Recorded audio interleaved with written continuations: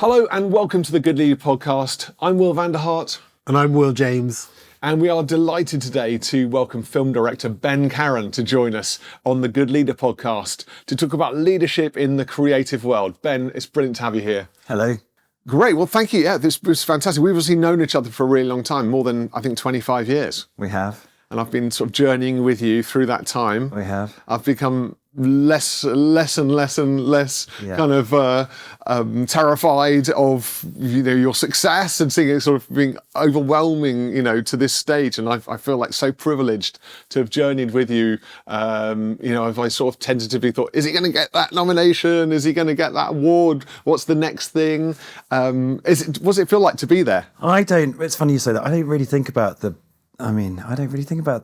awards or all the nominations. I mean, of course, they're amazing, but they're such a small part of what I do. And maybe I've only had this realization probably in the last 5 years, but I spend so much time actually making the work, the creating part of the work. So whether that's the sort of the script work, whether that's the actual filming part of it or the post-production part, that is the making, the creating part.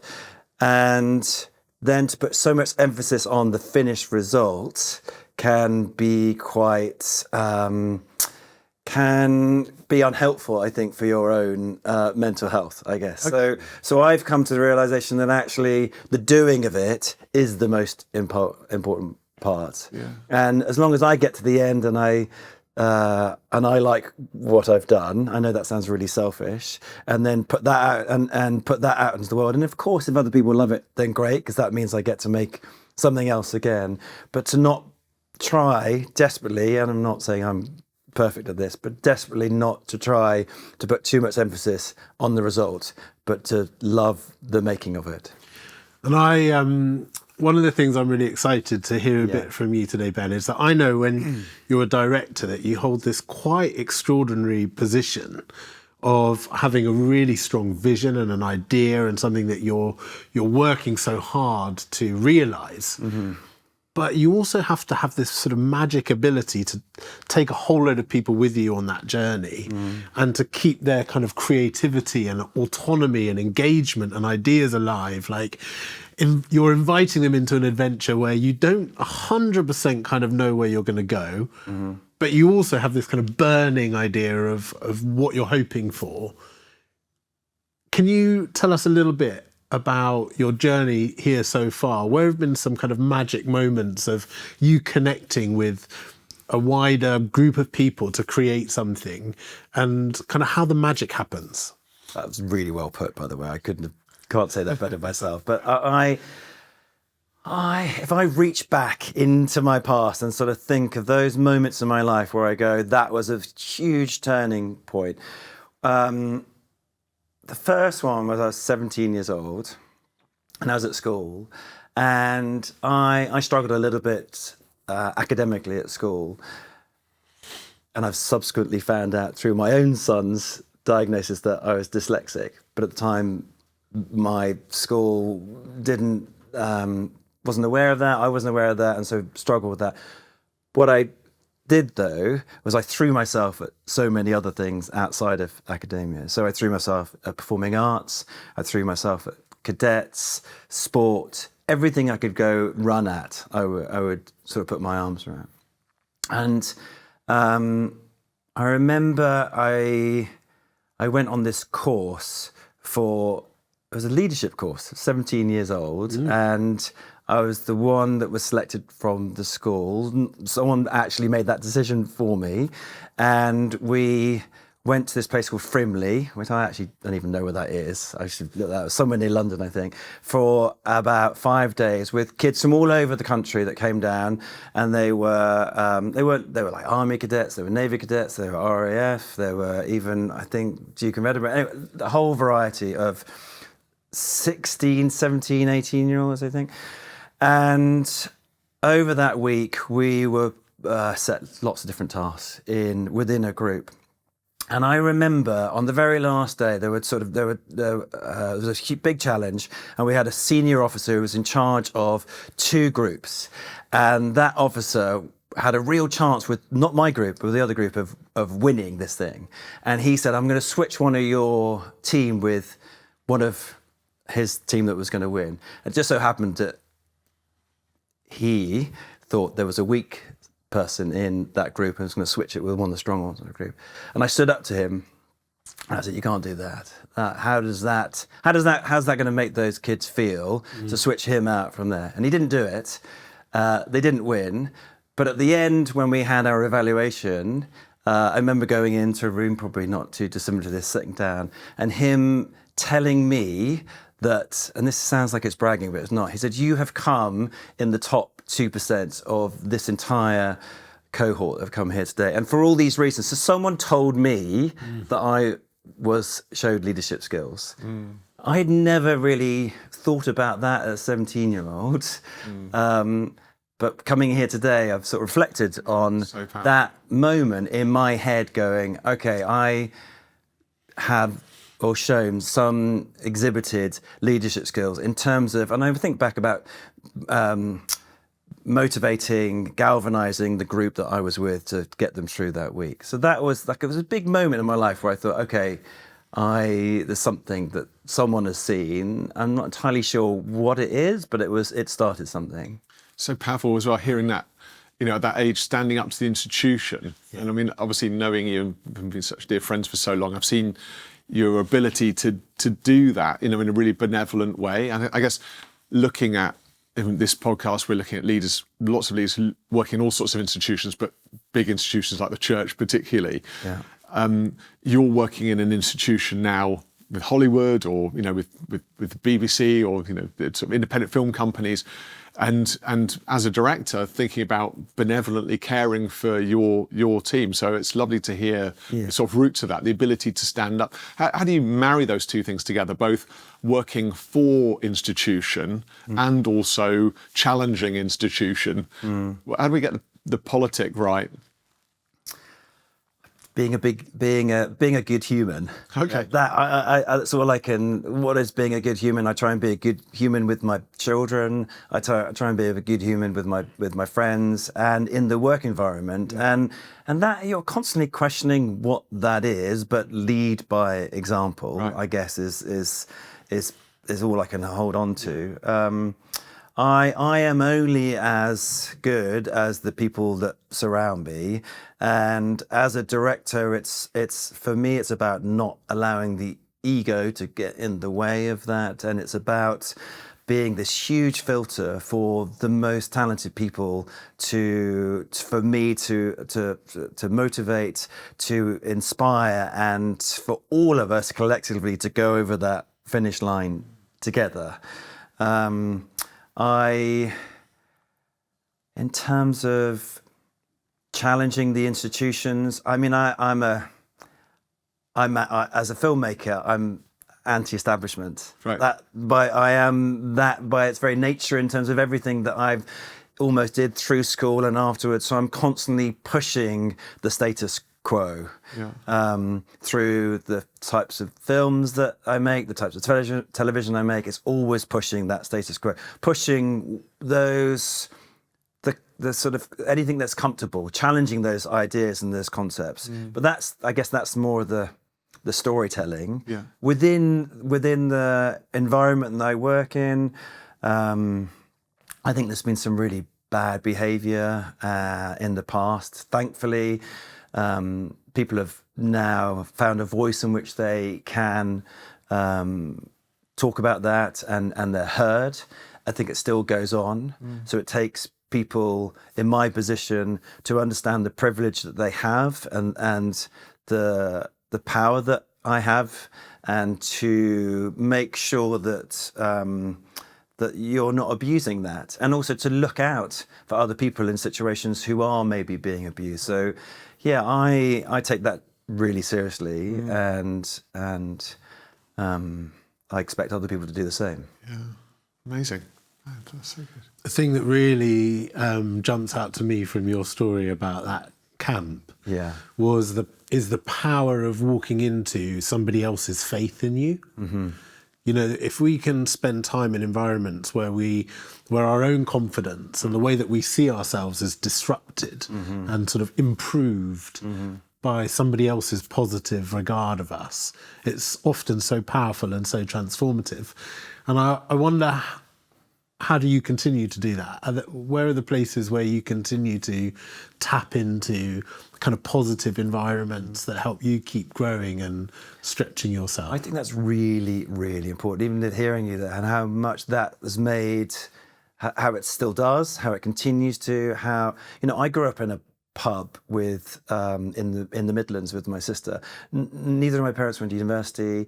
The idea of making a film, the idea of Hollywood seemed a distant land. It wasn't something that was possible. Not, you know, my career teacher at school suggested that I should be a lawyer or join the army. It was only by interactions with not even your own family, but with other people who showed a belief in something that you weren't necessarily aware of, or showed you a possibility of something that you could strive for, that you could reach for, that would swing the pendulum that way. I mean, I you know, that camp was amazing. I was, weirdly after that, I was sort of destined to go and join the army. And it was only when I sort of took a year off and I'd met this producer who I was sort of conflicted with. I don't really want to join the army. I don't really want to die. I don't really want to kill people. But I love the idea of, I love the adventure of it all. But I also loved acting. And she advised me to sort of go to drama school or to find that. And I was like, it was only being away from school that I've realised that was what's burning inside me. Storytelling. I wanted to be a storyteller, and I didn't know then that I could be a director as a storyteller. I wanted to act because that felt the most tangible thing that I could do, and I did it at school. I did it well at school, and so then I sort of went looking for you know, a place that I could study, that I could act, and I fortunately found this course at university that I got in last minute, and I started acting, and that fed this burning. But then I got to the end of that, and I was like, okay, how am I going to, what am I going to do now? And I met someone else, and they were like, well, why don't you apply to these production companies? Because, you know, yes, you want to be an actor, but I can see that you're really interested in telling stories. Why don't you apply to these production companies? And I was fortunate enough to meet a producer. I had an interview, and then he offered me a job, and then within a week I was then making documentaries. Still not making films, not making television drama, but making documentaries. But I was suddenly in this place which I got given a camera, I was given an opportunity, and working hard, and then then started beginning the journey, I guess, to where I am now. But I guess I try now to meet younger directors or wannabe directors and try and say to them the same conversation that people said to me back then, was that, and it is that you can just tell any story you want, but just go out and make it. You know, you are a director. All you have to do is pick up a camera, and the access to these is so much easier now. People, you know, they shoot movies on iPhones. Yeah. Now you can edit it on your computer. So that when I was starting out, this was really expensive. Now anyone can do that. So the only barrier to you preventing yourself from doing that is your own mind. So go out, make something, make mistakes, learn from that, and keep doing it. So that's what I try and impart now on people that come in. I think I was thinking about our, meeting, or sort of trepidations every time I watch something coming out, because we wanting you to win. I think, like, within our friendship, one of the things that I've benefited from, and I think you have too, and our other friends have, is this sort of also being with people who believe in you over the long haul. Like, I mean, I've really believed in you, and other friend James has, and that sense of like being, I think, what in leadership is lonely. Yeah. But knowing that there's a baseline of people who love you and believe in you and want you to win, and are there kind of going, come on. I mean, I remember like, when you invited me to come to the Crown, which again, I think you've received some significant nominations for And I think we were watching the funeral of Winston Churchill, and watching you in your element, I was just blown away at what you were doing and just the scale of it. I think there was hundreds and hundreds of actors, and it was in Whitehall, and everyone was kind of running around. And I remember feeling so proud. And I think we all need people in our world who feel proud of us as a sort of foundation to creativity and leadership. And I was thinking about some things you're mentioning there about how do we avoid the kind of power abuses? How do we avoid our ego overwhelming us? And it's a lot of that comes out of a deficit, I think, of belief. You know, when we don't believe in ourselves, when we're trying to build our own stable. But when there are people who like really believe in us in our back room, it kind of deflates that in a way we don't need to build. I love what you said before. I'm always like bigging up, telling everyone what you're doing now, and you know, so proud of all the sort of films you've made. And like, I remember when you did Star Wars, I was like, oh my goodness, now he's doing Star Wars with Andor. It was an incredible show, and but I love your humility in it all. And what's you know, I know that's these friendships, but also that's your family life. Do you want to say a bit more about what keeps you rooted? Look, it's great. We all need cheerleaders, right? We all need them. Whether it's it's the person whether it's your wife, whether it's your family, whether it's your good friends, you need cheerleaders because they're, you just need that blind faith in you, right? And it helps you along. But look, every project, I start with a real sense of humility of, I have no idea how I'm going to do this. And that real sinking, horrible emptiness inside. I think and you just have to, literally, you just have to push yourself through it. Yeah. And you have to trust that you're going to find your way through this, that there is going to be those instincts that you have honed and worked on for so many years that you'll find a way through that. And as you get older, I guess you trust that more. You talk about like those days on The Crown. Yeah, there's some days you'll turn up on set and there's 1,500 people and you're there at 7 a.m. in the morning and they're all looking at you going, what am I going to do today? That's a huge number of people all looking at you going, what am I going to do today? Now, the reality is, I don't have to talk to every single one of those 1,500 people. There's an amazing, it's like the army. There's an entire sort of structure that my communication is sort of through one or two people that then disseminates and goes out. But ultimately all of those people want to look up and go, I trust in this person. And so even if you are deep down, the legs are kicking away and you're feeling anxious and terrified, they want, and it's okay to show some vulnerability, by the way. I've learned that. I think people, in my experience, you're more humanized if you show vulnerability. So it's a sort of mixture of vulnerability and confidence, but that we're all going to climb this mountain together. It's, because you've got to get them up and get over this mountain in that day is a challenge. And I don't know what it is in me that somehow loves that. I'm someone that stays quite calm under pressure. I know that. I don't know whether that's from growing up in an environment which was slightly chaotic around my home life and around sort of growing up in a pub, and that I just was able, sometimes when things get more heightened, I go the opposite way. I don't know why that is, but that's something that I think is in my job is a tool, because I think you need someone who stays quite steady and quite calm.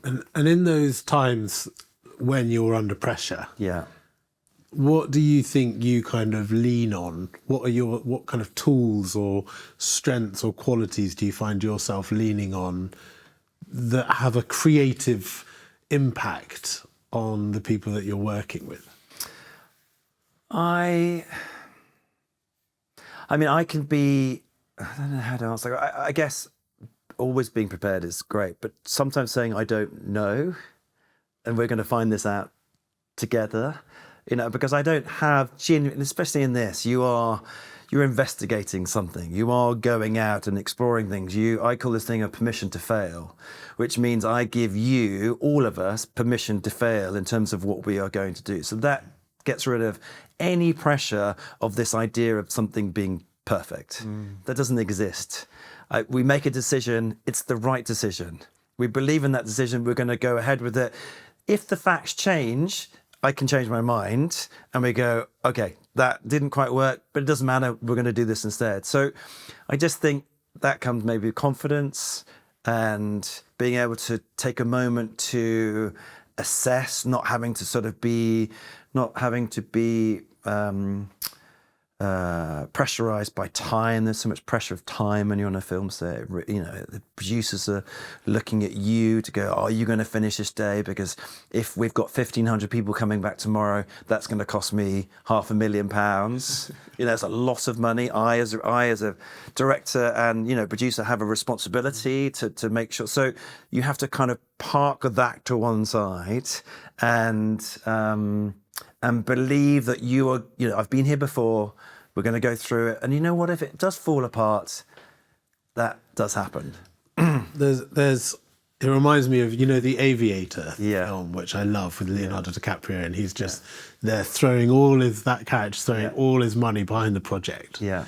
And there's something about the passion and the belief and the kind of the courage, the wholeheartedness to get behind a project that you think is really worthwhile. Yeah. That I just think is so exciting. Yeah. And in a sense, I think you're asking people, or you're trusting that it's that the project, that the kind of life that's wanting to emerge, that the creative endeavour is worth totally the sacrifice. It's worth the commitment. Yeah. And so it also, in terms of the word humility and thinking about what's our place in the whole thing, in some ways it slightly depressurizes that, because it's not about ego and a calling to me and my reputation or my success. It's about this project is so exciting. There's something here that's almost got its own energy that needs to happen. So how do we collaborate and gather around that? Exactly. Yeah, it's lovely to hear you talking about almost kind of getting out the way and enabling the process. I love that idea you've shared around the permission to fail. Yeah. And I think in our kind of very scrutinous world where everyone's trying to like offer peak performance all the time and almost sort of they only feel as good as their last, you know, whatever it is, production of whatever happens to be, just that, like, I love the idea of like the permission to sort of explore failure and like allow yourself to embrace the process and see what comes out.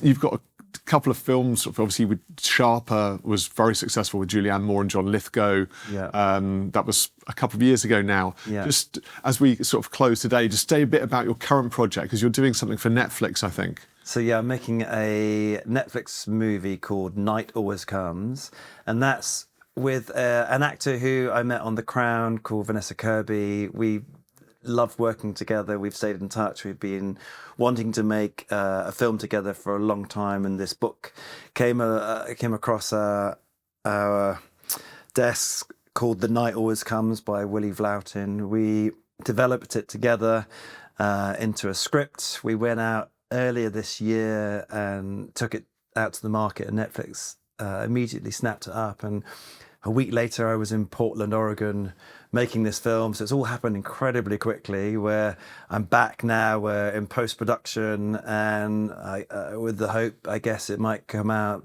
sometime next year. Amazing. And like, biggest challenge for that film? The biggest challenge for that film was, I mean, having the film greenlit and then landing a week later in the location, having never been there, not really knowing anything about Portland, Oregon, having to, set up the entire film production within like 2 weeks, hiring every single head of department, having to sort of rewrite the script almost daily as we were filming. It's all mainly shot at night. So having to, work, which I loved because it felt like we were in this bubble. There were a lot of challenges. What are you most excited about for the film? I think Vanessa is the most extraordinary actor. I'm excited about people seeing her on screen doing something that she's never really done before. The film is like, I mentioned this before, the film's like sort of one long heart attack. So you're either into it, it's a thriller, you're either into it, it's a sort of odyssey through the night. And I think we've got amazing actors, amazing performances. It's an amazing story. It's certainly about sort of an America that is about an America that's now is a bit broken. It's very reflective of the world that I've seen when I've been over there now. Amazing. Exciting. Well, we're really looking forward to seeing it. Well, we should book a night at the cinema. Come round, let's watch Netflix. Come to premiere. Really good. Really, really great to speak to you. Thanks for sharing your insights and your lessons with us. My pleasure. I hope it's helpful. And thank you so much. Really, really appreciate it. And to you, thank you so much for tuning in to this week's edition of the Good Leader podcast. I'm Will Vanderhart. And I'm Will James. Until next time, we'll see you soon.